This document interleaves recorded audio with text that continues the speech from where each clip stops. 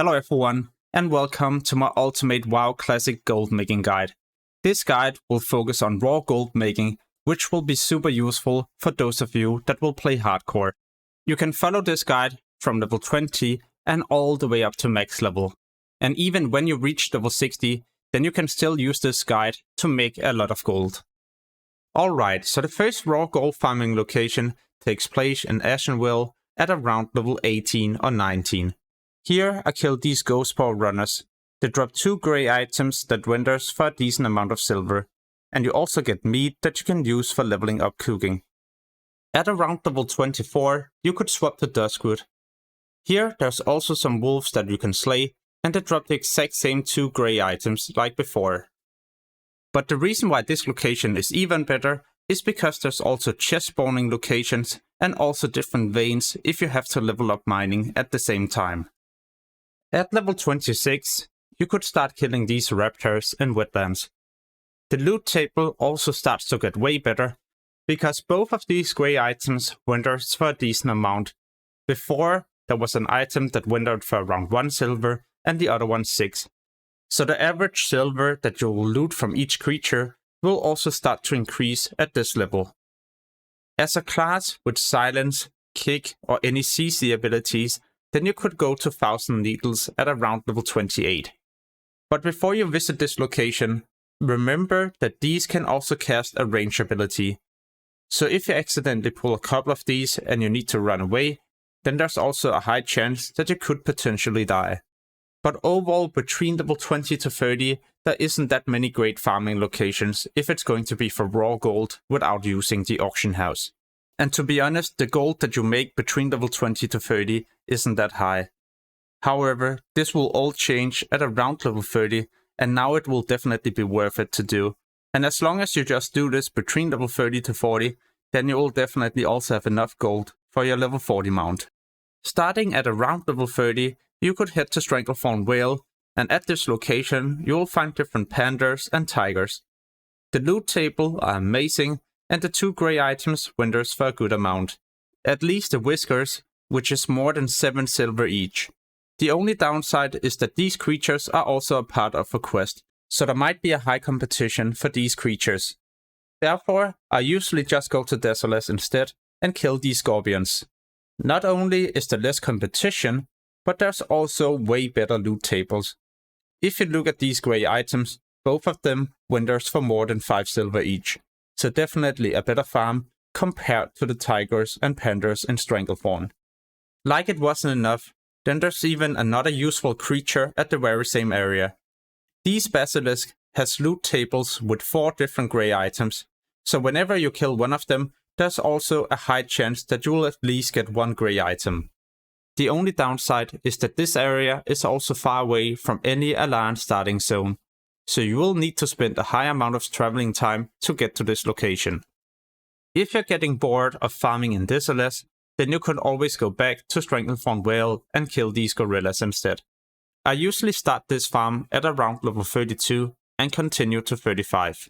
Remember to also kill any tiger or panda at the same time, else you will have too much downtime waiting for the gorillas to respawn. As a horde player, I would definitely not go to Stranglethorn Vale, but instead to Alteric Mountains near Dalaran. Here you can find these elementals that drop so many different grey and white items that renders for a high amount. The only thing I wouldn't render is the elemental earth.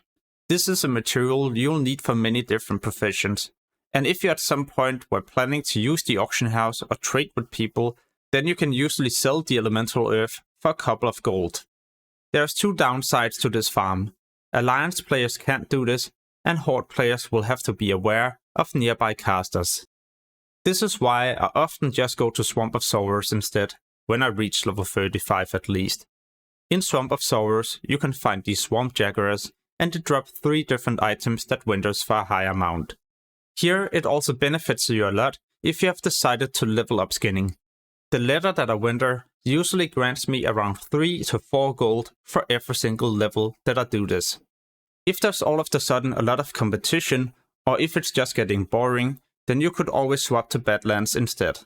Here you can kill these coyotes, the loot table is pretty much the same as the Jaguars in Swamp of Sorrows, at least if you look at the winter price. One big downside of this farm is that it's also far away from any horde starting location, so you have to spend a lot of time getting here, and it can also be quite dangerous. However, if you manage to get to Badlands, then make sure to also pay attention to any of these creatures. The Ridge Hunters also has an amazing loot table, so you can always kill these or the Coyotes when you're in Badlands. You can easily do this farm all the way up to level 40, and in Badlands there's yet another creature that also drops so many different grey items that you can winter right away. I'll get back to this creature later in the video. Starting from around level 37, you could kill these exiles in Arathi Highlands. The loot table is the exact same as the creatures you could slay as a horde player in Elteric Mountains, but this time these creatures can also be slain by alliance players. This is such an amazing farming location that you can easily do all the way up to 42. And like I mentioned earlier, there's an amazing spot in Badlands as well, where you kill the same kind of creatures with the same loot tables. Just remember to keep the elemental earth if you're planning to trade with people or use the auction house. And remember to be aware of the level range of these creatures, because they're usually one level above the targets in Arathi Highlands. Therefore, I usually also go here when I'm level 38 or higher. At the southern part of Stranglethorn Vale, you'll find this area with these gorillas. They drop 2 items that are usually just winter. And to increase the gold that you make, or well, the experience, then remember to also go to Booty Bay and pick up the quest where you need to slay these gorillas. If you have either been to Thousand Needles or Desolas, then you're also close to another zone, Feralas. In Feralas, you'll find different bears you can slay, and the loot table is honestly amazing. There's even a decent chance that you'll get a mace that you can winter for more than 14 silver. You might also notice that I'm slaying the wolves, and that's basically just because 2 of these items winters for 8 to 9 silver each. One of the biggest benefits is that there's next to no competition killing the different bears and wolves, and beside this, the grey items we can get from this farm also winters for the most in this guide so far. However, there's yet another creature I would highly recommend you to also farm. It's these basilisk in Stranglethorn Vale. Outside, but also inside the cave, you'll find these, and the loot table are amazing. Wintering for anywhere between 6 silver and all the way up to around 13 silver each, and 2 of these items even winter for more than 10 silver each. So in Tenaris, there's a couple of spots where you can farm these fire rocks. You can start this at around level 41 or 42. They drop 4 different items that winters for a decent amount, anywhere from around 6 silver and all the way up to 12 silver for each item. When I reach level 44, then I always swap to Feralas. Here you can find these enemies, and the loot table are amazing. 6 different items that winters for a high amount, and the drop chance is also high. Like it wasn't enough, then you can even make additional gold by skinning these creatures. You can just sell all the leather to a vendor. Because this spot is so good, and there usually isn't much competition, then I like to stay here all the way up to 48. However, if you get tired of the other spot, then you could always go back to Tenaris and kill these basilisk. This is usually also an area where there isn't much competition, simply because these basilisk isn't really a part of any quest. 4 different grey items and even a chance that you can get Edgemasters. So if you play a warrior and you would like to get these gloves, well then this spot might also be the right decision to go to at this level range. Else you also have another option, and that is to go to Ungura Crater and kill these raptors. As you might notice, then there's also a lot of these raptors. This makes this spot amazing as any class with cleave or AoE damage. These raptors also has a loot table where there's a chance that you will get the Edgemasters. But what is the actual drop chance? Well, that's 50%, because either they're gonna drop or they're not gonna drop. By the time you reach level 50, then you could also go to Western Plaguelands and look for these spiders. The major reason why I like to kill these is because of the Iron Web Spider Silk, an item you can winter for 25 silver. On top of this, you can also get 2 other type of silk and even 2 grey items, but these doesn't winter for that much. If you're looking for another creature to slay, where there's a high chance that you will get an item that winters for a high amount, well, then you should also be looking for these in a shower. 5 different items you can winter, and 3 of these is even worth more than 12 silver, and the most expensive item sells for 19 silver, so definitely also a decent creature to kill. If you go back to Ngoro Crater between level 50 to 55, then you can also kill these gorillas. 2 different grey items that winters for a high amount, and the drop chance is honestly also fairly decent, so definitely a spot to check out if you also have leveled up your skinning. Just remember that this spot is also a location for a couple of different quests. Another solution would be to go to Burning Steps. In Burning Steps you can kill these scorpions. 3 different grey items and 1 white that winters for more than 20 silver.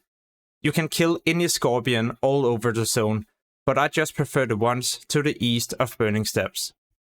If you would like to continue farming spider silk, then you could always go back to Western Plaguelands, and at the eastern part you will find some higher level spiders. The biggest downside of this farm is that there's also a lot of other creatures at the same area, so you will not only be killing the spiders, and therefore the gold that you make isn't that high right here. What I would do instead would be to head a bit more to the right and enter Eastern Plaguelands. Here you can find many different beds, and the loot table are amazing, and you can even skin these as well. So this is definitely a better raw gold farm compared to the other spot. So the last spider silk location wasn't that good, but this one is definitely way better in Silphus, because there's gonna be so many different spiders you can slay.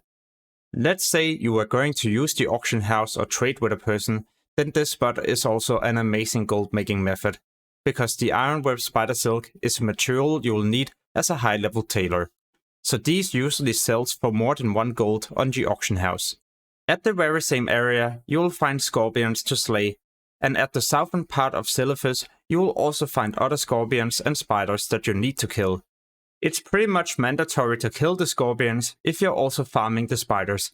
3 different grey items that winters for a good amount of silver, and a white item for 20 silver. So definitely mandatory to also do this farm in Silphus. Just be aware of the poison that the scorpions apply to you. This can stack and deal a high amount of damage.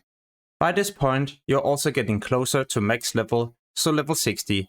And now is also a good time to swap to Winterspring. In Winterspring, I kill these creatures, and you can even skin them for additional raw silver. I hope you enjoyed the video, and if you would like to see more WoW Classic content and hardcore videos and guides, then make sure to check out the channel. As always, thank you so much for watching, and have an amazing day. Peace!